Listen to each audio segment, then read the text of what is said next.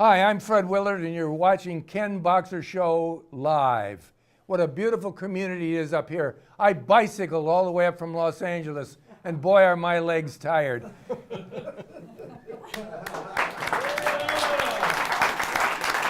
hamstrings. I'm taking an Uber back to L.A. Terry Ryken Realtor proudly presents Ken Boxer Live. From the American Riviera in Santa Barbara, California, it's Ken Boxer Live, Santa Barbara's one and only entertainment talk show. Let's welcome the host of the show, Ken Boxer. Thank you. Thank you all very much. You're very kind. Thank you. Thank you so much. I think they must be drinking or something, right? They might be. A little something? Might not be the first time either. Well, welcome to the show. I'm Ken Boxer, and this is Ken Boxer Live. And let me introduce you to my very talented co-host, Cate Imperio. Cate, thank you. What's been going on with you? Anything new? Absolutely nothing. Just the usual. However, our producers just brought this in, and one of our crew members has won an award. They were presented, let me see, Raise Your Voice Media Awards at the SB Maritime Museum for demonstrating the value of community media. And who is it? That is Ken Baxter, not to be confused with Ken Boxer. So Ken Baxter, he's always done a wonderful job. So that's really He awesome. certainly has. Very proud of him. Well, tell us who's on the show tonight. Who's on the show tonight? Fred Willard. He is an amazing actor, comedian, improv extraordinaire. Stay tuned because he'll be right on the show. All right. Ken Boxer Live is brought to you by the following sponsors. Palazzo Italian Restaurant, where people don't leave there hungry or thirsty. Harbor View Inn. Welcome to Santa Barbara's premier 4-diamond luxury boutique oceanfront hotel. The Eagle Inn, a family-owned hotel near the beach in Santa Barbara. And now, back to our show.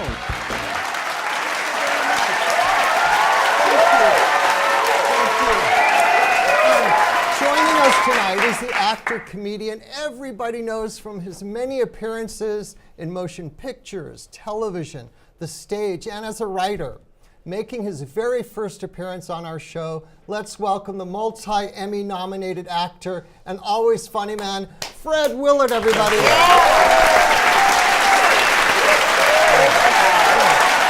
Thanks for having me. What a night and what a day it's been, huh? Oh, yeah. Oh, beautiful. Yeah, Santa Barbara, you've done some shows up here, right? Oh, yes, at the Lobero Theater. Yeah, wonderful old theater. Anything Goes was the name of the show. So you're not a stranger to Not Santa to the Barbara. community, no. I love it up here. Well, we're glad you're here. Yeah, We're very yeah. glad. Yeah, but I was on the beach today and someone came up and says, "What are you doing here?" I said, "Doing the Ken Boxer show." He said, "What do you get for something like that?" I said, "Well, that's not the point." I said, "You come up to a community like this." Anyway, anyway, man, nice to see you. And he jumped on his bike and he was gone. Yeah, I wanted to have a little discourse with him, but he was gone. Let's go back to your early childhood. Okay, I wish I could. Were you always funny?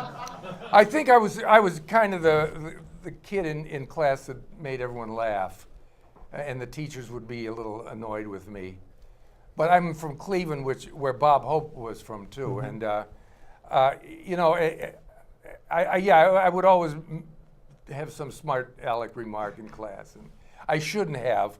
And if any kids are watching, you shouldn't. Teachers have such a hard job, but we're all very, very well behaved. So my bad behavior would be way down on the scale.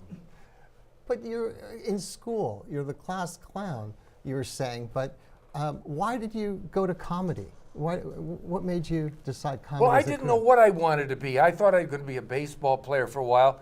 Then I thought I should be a cowboy actor in the movies. Then I thought I'd be a disc jockey. I thought that would be so much fun, spinning the old records. And then I realized that you don't get to choose what records you play when you're a disc jockey. I figured I'd bring my stack of oldies and play. And then I said, I finally said maybe I'll be an actor. So I went to New York, and then I started doing scenes. It was an acting school called Showcase Theater. You would do little scenes every few weeks, and they'd bring bookers, movie people in. But I would get laughs in serious scenes. And sometimes the director would have to get up and say, no, this is not a comedy. But I just had a way of saying lines, which is interesting because now when I try to do comedy, a lot of times it doesn't get laughs. That's the irony of it. No, but I always had fun I like comedies. I go to see a lot of movies, and if they're too heavy, I get very depressed. I say I got to stick with comedies. Well, we all love your work. Oh, thanks. And the question I have is, so when I see you, I don't think of you, I've seen your work and I know you're a comedy genius, but just looking at you, I compare you to, let's say, Chris Rock. I look at Chris Rock and I just start laughing just looking at him. Yeah, but I don't see that way. I don't mean any disrespect. No, so I have to back up and get a better head start. Yeah. Yeah. Has that always been the case, or is that just? It's tough. Comedy is tough. So I like to do kind of scripted stuff. Get some good writers. And I've been pretty lucky so far. I was on SCTV, and I worked with people like Eugene Levy and Christopher Guest and Catherine O'Hara and Will Ferrell. I got to do a couple of Will Ferrell movies, so they get good writers. But somewhere along the line, you were in the military. So yes, I was. Well, during the time, there was a draft, and you had to. There was a 2-year. I think we all remember that. Some may not. Yeah. No, crowd. No, this isn't that young a crowd. They should remember. And the ones who don't remember, the ones who went to Canada. But luckily, there was no war on at the time. But I went away. But I got to have go to some interesting places. I was in Fort Sill, Oklahoma. I'd never been in Oklahoma, and I saw a real Indian standing on the street, an old guy with a blanket and feathers. And then I got to go to Germany, and I got to play baseball, which I love to do. So I didn't have to be in the military part. So you weren't on the front lines. No. But you get good material being in the. Did I have good background for you to get? You meet a lot of funny people. I grew up in a pretty straight little school, kind of white bread, and you meet all kinds of people from all over. I won't even repeat some of the things that people used to say. But one night there was a big hubbub in the barracks, and someone was cursing. Next morning, one of my friends got up. He says, "Was yesterday Mother's Day? I heard a lot of references." So you get a lot of fun, meet a lot of funny people. Right. I had a good friend. He had you'd have a military trunk. And someone said, "What do you keep in that trunk?" And he said, "I keep my hand cream."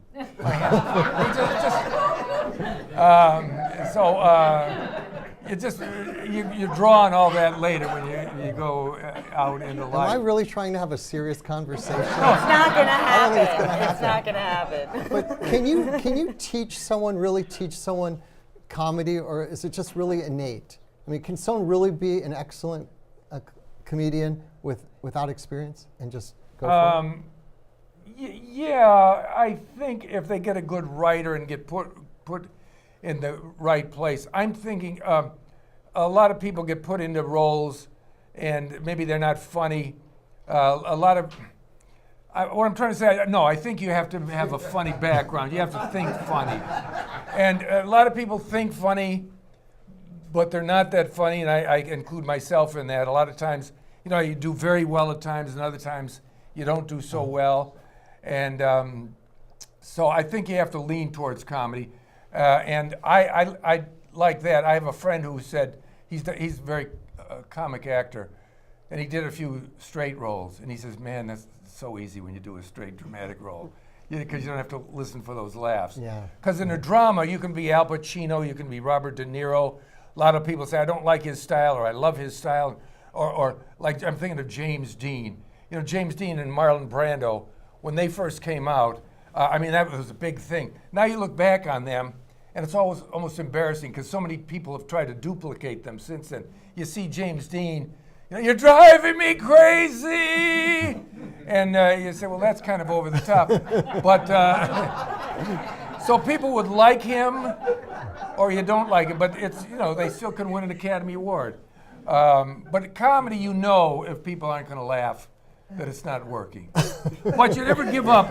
Now, Cate, you must know this. You do comedy, don't you? You can't give up. You must have done some comedy where things don't work, and then later you pull out that same line, and it works great. Great, or someone exactly. will say to you, what happened that I love that line you did. And you say, oh, I that bombed the first time I tried it. So it depends on the audience, and it depends The audience, the timing, there's, and if they factors know at you, play. Exactly. If you have a friend or two in the audience. Sometimes no one but yourself thinks something's funny, though. That's a. But then is it really funny? Exactly. But if you think something is funny, it's funny. And if the audience doesn't laugh, that means they're not tuned into that. It's like if a tree falls in the woods. And Have you ever told a joke twice not knowing you've said it twice? what do you mean by that? Stand-up comedy. Well, Let's- one thing let's I do- hated about stand-up comedy, first time I was asked to do it, I was on a show called Fernwood Tonight, and I'd been in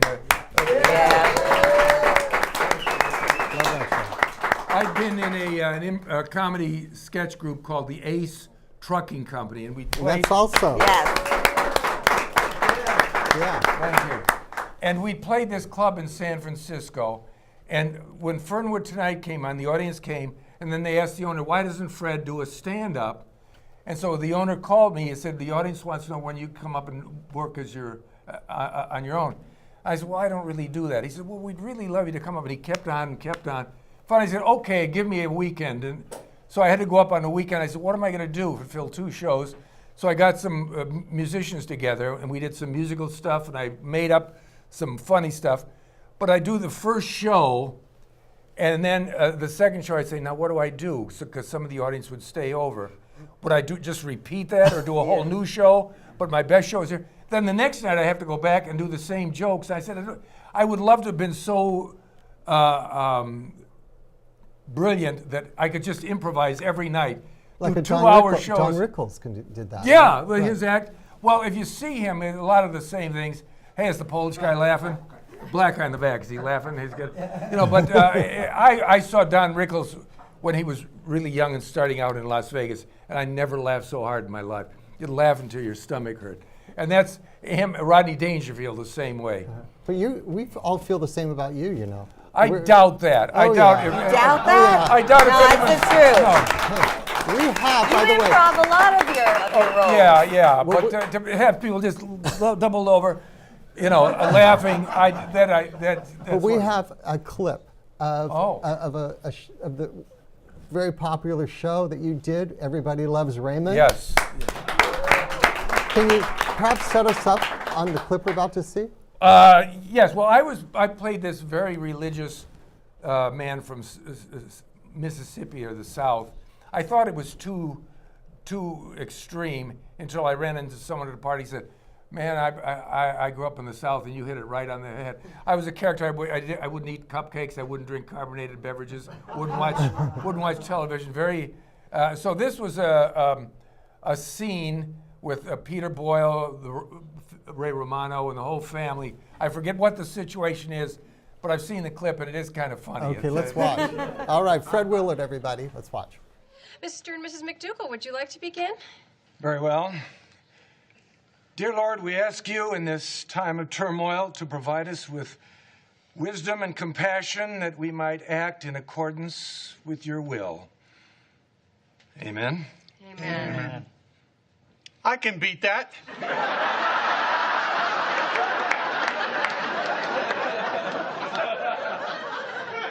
Frank, we're not competing. This is hardly worshipful. Oh, yeah? Who made you the prayer sheriff? I am not the prayer sheriff. But I will not let you use our Lord to continue your own personal arguments. It's sacrilege. You're right. And let's put an end to all this. Dear Lord, please keep this in-law family the hell away from me.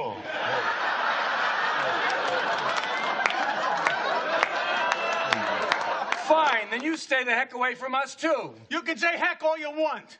He knows you mean hell. Whether I say it or not, I believe that is where you're going. How about I take you with me? Well, if you were here to step All right! Come, this is just beautiful, isn't it? What did I tell you, huh? Don't get involved. You gotta come talking and get people praying? Well, nice job, because now we got ourselves a holy war. I'm out of here.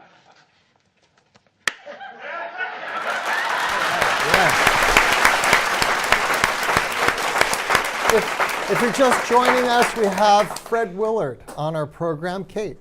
Well, that was a fun show. It was good writing on that show. Everybody Loves Raymond. And, I came in the last couple of years, and I had that role. And Peter Boyle, who was a friend of mine, I knew Peter before he did Joe. If people remember, that was his first big hit. In fact, he was at our daughter's christening. That was a long time ago.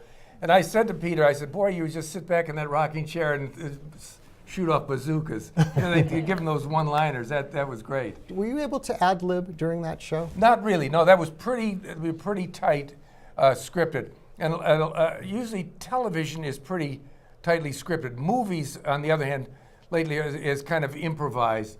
The Will Ferrell movie I did, Anchorman, they would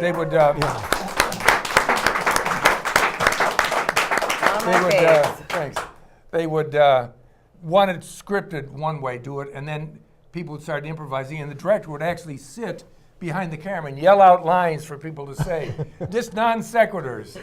Hey, where'd my lamb go? And they'd say that, and then it'd lead, and then he'd cut it down. And so I looked at some of my scenes from that movie, and I don't remember if I improvised them or if they were written at the time, because they give you something to write. So if someone says it's really funny, I'll say, oh, well, thanks. Yeah, I made that up on the spot. Now, the Christopher Guest movies are entirely improvised. You have a very strict formula. You know what the plot is. You know what your character is. You know what each scene is. And they just start, like we're doing now, roll camera.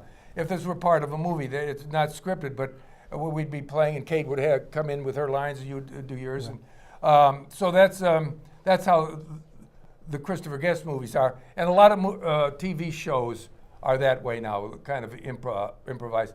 Larry David's show.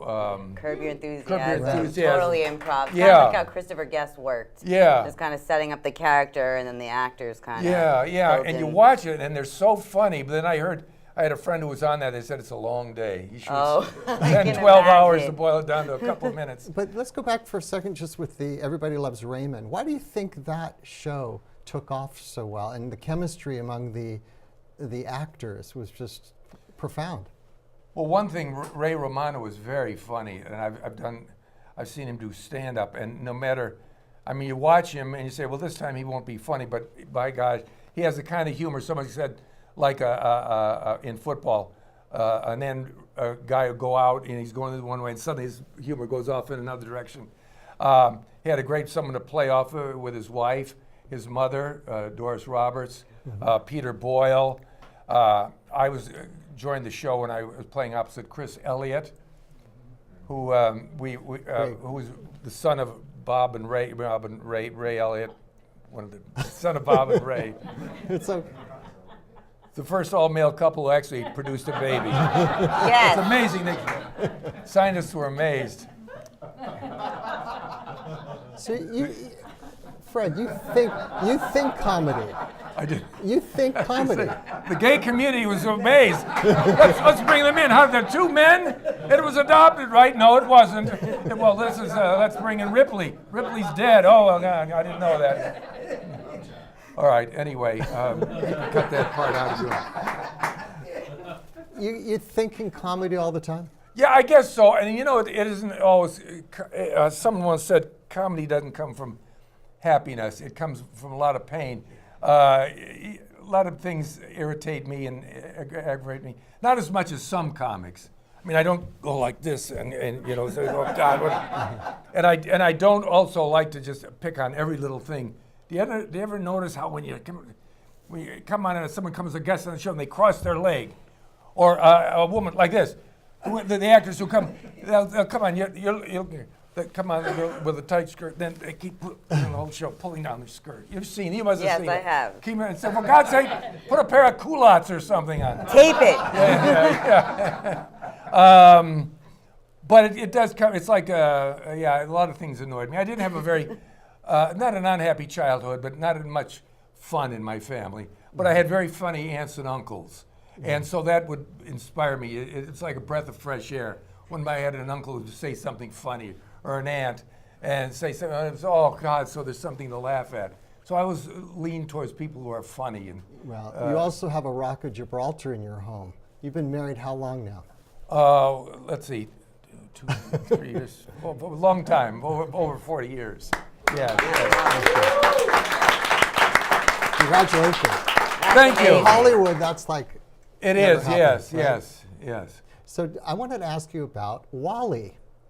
Wall-E. That Wall-E. I was amazed. They called me and they suddenly said, we'd like to come up to Oakland. We'd like to show you what we're doing with Pixar. We're going to do this movie, Wall-E. And I knew Pixar, they do wonderful movies. And it was almost like they were trying to urge me to be in this wonderful movie. Like I would have, if they called and said, what do you do with the movie? We're only paying $100 a week. I'd say, sure. But they brought me up and I said, my grandson is a big fan of Pixar. Bring your whole family. So we went up there and I was the first human being in a Pixar movie. Up until then, everything else had been animated. And it was a wonderful movie. And it won the Academy Award that year. And that's the one time I went to the award ceremony. It's funny when you pull up in the car, they have the security guards. Is there a nominee in the car? I said, well, kind of. I'm in a movie that's been nominated, but it was fun. It's more fun to watch the show at home, though. But Wall-E was a big thrill. It was a big thrill to be in that movie. Yes. Okay, you're an improvisational comedian, and you started with Second City. Yes. In Chicago. Is that where you really got a lot of experience in your? Yes, I did. I'd never improvised. I'd started out working with another guy that I'd met in this acting school, and we wrote sketches, and we developed a comedy duo, and we actually we were on The Tonight Show and did a couple of Ed Sullivan shows. And then we broke up, and I was someone asked me to go to Second City or to audition for it. I said, I can't do that. I've never improvised. Oh, come on in. So I went, and I was very lucky. Robert Klein was there, the comedian. And he was funny, and they pair each of us up, and they give us a situation. And I suddenly was very lucky. I got into situations.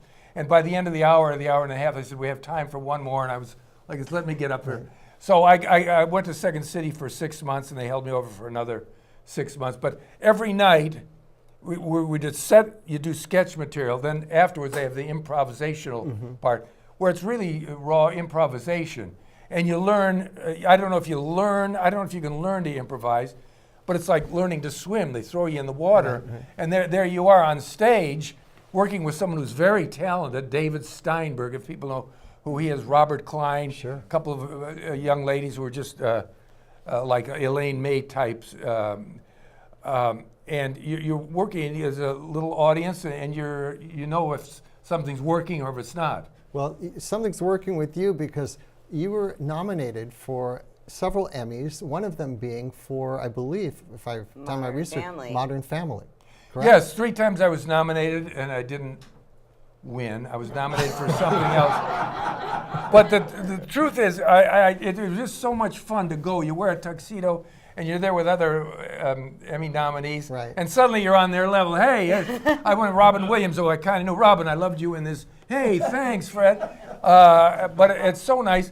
And I have a theory that if you were, the first time I was ever nominated for a daytime Emmy, I was doing some fun afternoon talk show, and Phil Dunphy, who had won every year, I was up against him. They invited me to go to New York. They weren't going to pay my way. In fact, I went with my wife, and she would have had to pay $200 for a ticket. She said, I'll watch it in the hotel room. But I went, I said, damn it, I'm going to go. And just when they're about to read the name of the host of a daytime talk show, I thought, oh God, if I win, Phil Donahue is going to be so angry at me. Because he was the king of, it'd be like up against Johnny Carson. So I wasn't. Oh, thank you. And then, hey, why? Then suddenly, oh, thank God I wasn't. But well, I should have. But my theory is, if you win, people are going to say, hey, he didn't deserve to win. What the hell? And if you lose, people say, boy, you were robbed. You should have. So I think it's better to come in very close. Your work crosses so many generations now.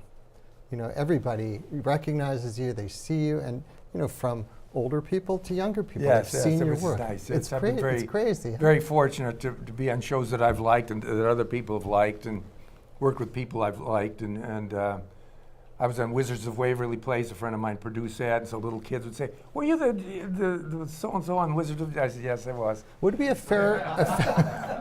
fair statement to say that Fernwood Tonight that we mentioned earlier was your big break? Yes, it was definitely. Yeah, that was the first big thing I did, it was a lot of fun. It was a show that was just done for 2 seasons. Oh, it was like longer than that. I know it was supposed to be a summer replacement show for Mary Hardman, and it went so well the first year, and a lot of big celebrities loved Norman Lear, and they wanted to be on the show. So I got to work with Charlton Heston and Burt Lancaster, and you name it. The big stars were, Carol Burnett. And then the third year, Norman Lear left the network, and someone else took over. It was making money, but they said, not making enough money, let's do something else. So that was my big break. And then came along Christopher Guest. I will say, God bless Christopher Guest. He gave me a chance to do... This is Spinal Tap. Christopher Guest. That was Rob Reiner, and then Christopher took over with Waiting for Guffman and all those. And Best in Show. Yeah. Fred, we've got just about 30 seconds left. Okay. It's going by so quickly. Is Wish I there had something something to coming sell. up that we're going to see that you've been working on or going to work on? No, well, you asked me to be on the show, and I would have come in and promote Modern Family, but now that's over, and it's the first time we could get up here, and I said, well, like the guy said, what do you get for something like that? Well, I guess it's for coming up to come to Santa We're Barbara. promoting you Yeah, as that's a right. human. Thank you Thank so you much, for asking everybody. me. Thank you. Fred Willard. Thank you. Thank you. That's our show for tonight. So if you'd like tickets to our show and be a part of our show, you just have to go to our website at kenboxerlive.com. It's that simple. We'd love to have you here, and you could meet like a Fred Willard if you'd like. So that's it for now. For my guest, Fred Willard, and for, of course, Cate Imperio, thank you. And for my director, Nick Ferretti, I'm Ken Boxer. Good night, everybody. Ken Boxer Live is brought to you by the following sponsors. Terry Ryken, your broker with a personal touch for all your real estate needs. Bank on Better, American Riviera Bank with 3 locations to serve you. Palazzo Restaurant, where people don't leave hungry or thirsty. Harborview Inn, Santa Barbara's premier 4-diamond luxury boutique oceanfront hotel. The Eagle Inn, a family-owned hotel near the beach in Santa Barbara. And by Petrini's Family Restaurant, La Quinta Inn and Suites. Taffy's Pizza, Country Catering, Meat Market and Deli. Lito's Takeout, Jack's Bagels and Bistro, Perfect Computers, the Ken Boxer Live musical theme composed and arranged by Mr. Michael J. Leslie.